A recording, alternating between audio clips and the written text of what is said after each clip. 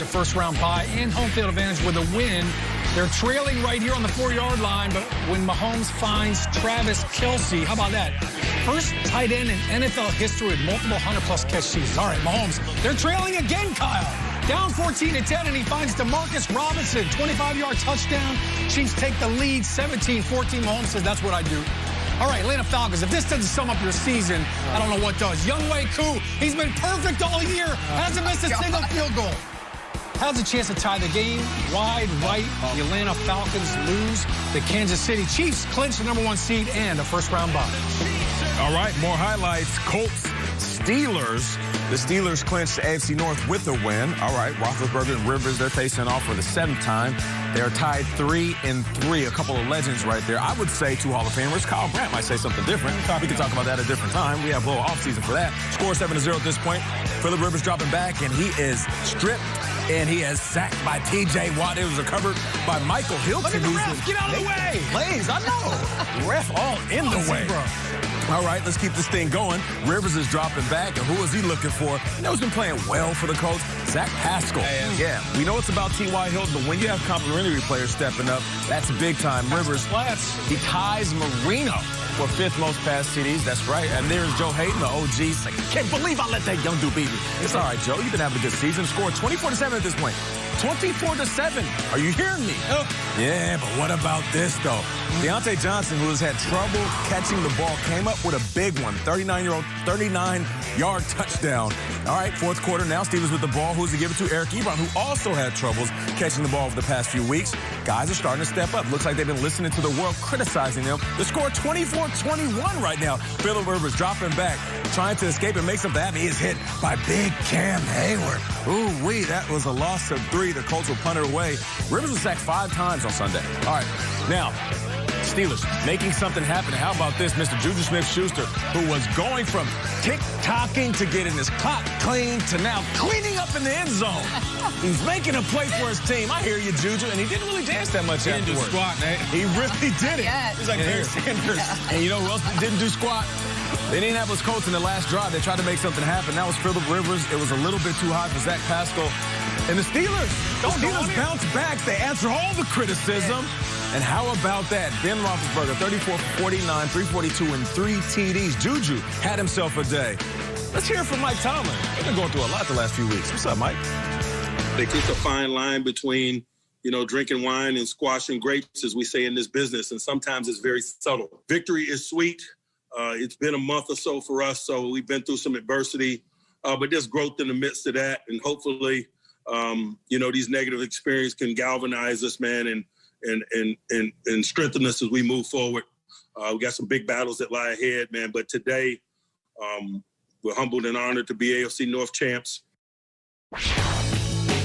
Can we have a moment for the fine line between squashing grapes and fine wine? And I just put that out of order, but that was great from Mike Tomlin. It always is. There's a big price point, too, between Silver Oak and Boone's. Because we know I'm a barefoot guy. The Steelers needed this one. We all know that. They can clinch, they clinched the AFC North title. Yes, they do. And they're back into the 2 seed for now. We'll see what happens tonight with the Buffalo Bills on Monday Night Football against the Patriots. Guys, does it feel like the Steelers are back, Kyle? Well, look, they're not exactly drinking the estate Chardonnay in the vineyards right now.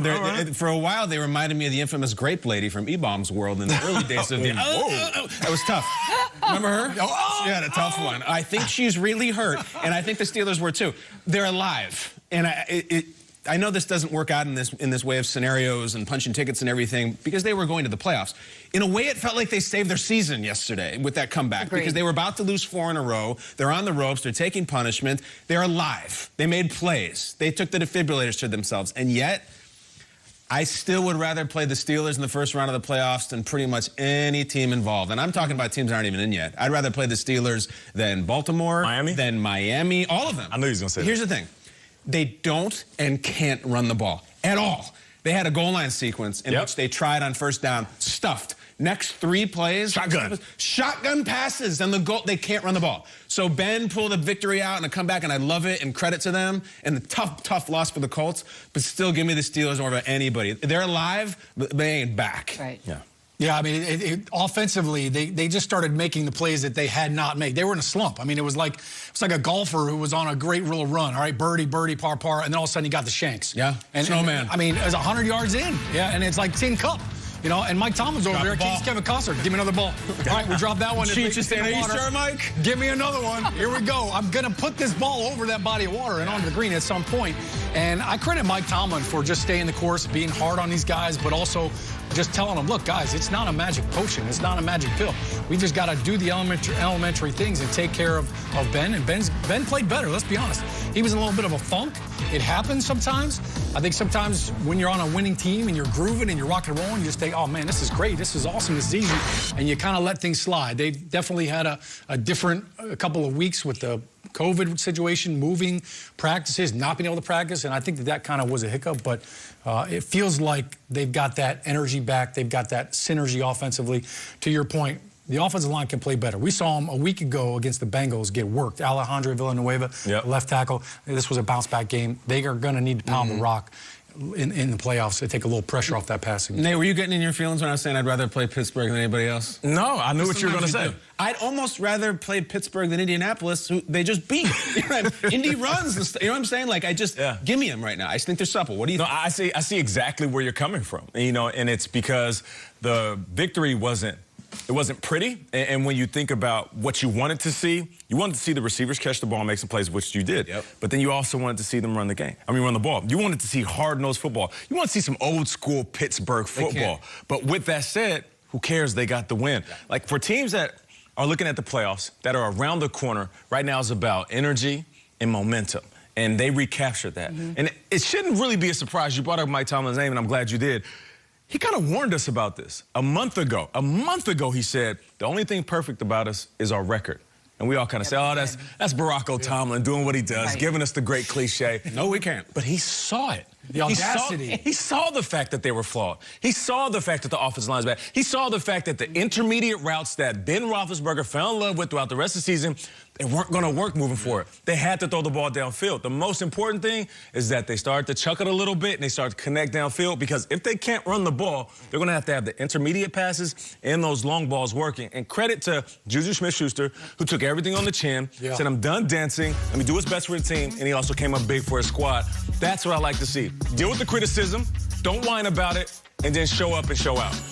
And Chase Claypool has matched Juju with 8 touchdowns this year. That rookie out of Notre Dame, he was fantastic at the Combine, at the Senior Bowl before it. He was very impressive.